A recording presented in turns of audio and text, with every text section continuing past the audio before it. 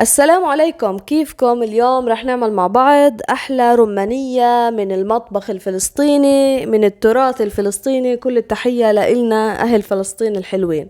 أول إشي حنجيب كوبين من العدس، رح نغسلهم كويس، وطبعا العدس لونه بني مش العدس البرتقالي. حنحطه بعد ما غسلناه بطنجرة كبيرة، رح نسلقه 3/4 استوى.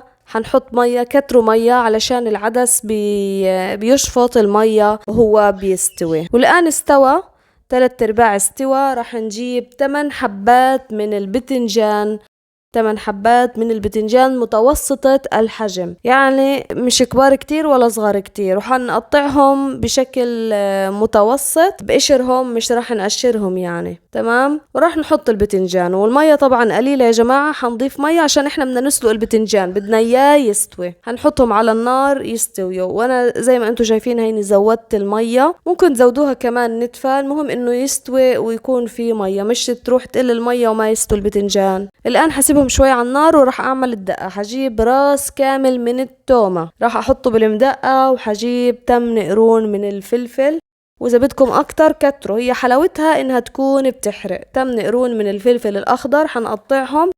ونصيحة مهمة انه انتوا تقطعوا التومة كتير كتير صغير، والفلفل كمان الاخضر كتير صغير، علشان ما يغلبكمش بالدق، يعني تدقوه يكونش مغلب، يعني انه ما تقعدوش وقت طويل تدقوا فيه عشان تهرسوه، لانه بدنا اياه يكون مهروس ناعم. طبعا في شغلة مهمة، بدنا نحط معلقتين من العين جرادة الناشفة. طبعا بجيب معلقتين، وحجيب محضرة الطعام، راح يعني هيك اضربهم، يعني زي اشغل عليهم المطحنة، بس ابو اكم من ثانية، بس انه تطلع ريحتهم، بديش اياه يعني انا مهروس. شايفين حاكي معلقتين واهرسهم بمحضرة الطعام، بس هيك انه تطلع ريحتهم، بعدين حدقهم زي ما انتم شايفين، بس انا اختصرت لكم. الان استوى البتنجان وهي ميته كويسة، اذا كنتوا حاسين ميته قليلة شوي بتضيفوا، يعني تكون في مية. حجيب الان الدقة اللي انا عملتها، وراح احطها على البتنجان، واسيبه ابو 10 دقايق على النار، انه بس هيك يتسبك، وراح اوطي النار طبعا عليه عشان ما ينحرقش ولا تخلص ميته. وفي شغلة مهمة، بدنا نكون احنا جايبين 2 كيلو من الرمان، راح نفصفصه زي ما بيحكوا، وبعدين نحطه بالخلاط مع شوية مية ونضربه. والآن راح نصفيه. شايفين كيف بدنا نصفيه الرمان؟ وطبعا هذه الخطوة بتعملوها قبل ما تبدوا بالعدس على النار، علشان تختصروا وقت، ومش العدس ياخد وقت طويل ولسه بدكوا كمان تسيبوه على النار وتعمل الرمان. أول إشي اعمل الرمان، فصفصوه، بس انه وقتها ممكن تضربوه بالخلاط وبعدين تصفوه. اهم اشي انكم تصفوه.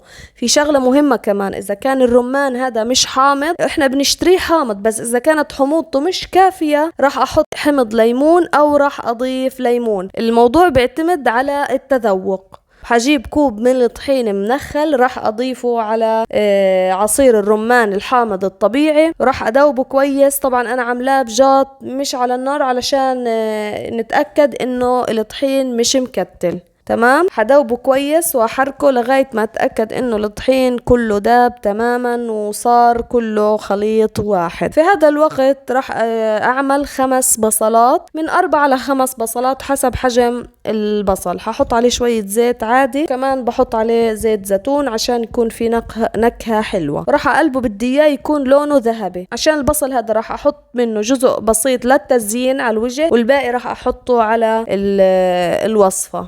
الآن ححط عصير الرمان على الوصفة، وطبعا الملح حسب الرغبة يا جماعة، بتدوقوا بتشوفوا بتحبوه مالح كتير حطوا، بتحبوه خفيف حطوا قد ما بدكم. وراح أقلبه كويس هيك شويتين على النار بس ياخد الحمض. والآن بندوق، إذا كان حامض بنحطش، إذا بده حمض بنحط حمض ليمون أو ليمون طبيعي معصور. هحط البصل، وشيلت على جنب بصل للتزيين. عن جد البصل المقلي في اي وصفة بزكيها كتير. راح احرك كويس واسيبه شويتين على النار واحرك فيه. طبعا بس يتحرك هيك واحسه البصل اندمج في الوصفة، راح اجيب الان كوب الا شوية من الطحينة الحمراء، وراح احطه كله. واذا مش متوفر الطحينية الحمراء تغاضيا نحطه من الطحينة العادية، بس هي اساسها طحينية حمراء. راح احرك كويس. والان لما احسه اخذ القوام الجامد هيك شوي، والطحينية دابت كويس في الخلطة، صار جاهز يا جماعة. والان حصب في صحون، ويعني حصب في صحون شفافة بكون حلو هيك، بيعطي منظر حلو. وهيك صار جاهز يا جماعة. كتير كتير هذه الوصفة زاكية وعن جد عجبت الأهل، وصحتين وعافية على قلوبكم. تنسوش تدعموني يا جماعة، بدي أنا اشتراكات وبدي تفاعلات ولايكات، وشاركوا الفيديو مع أصدقائكم، وسلام.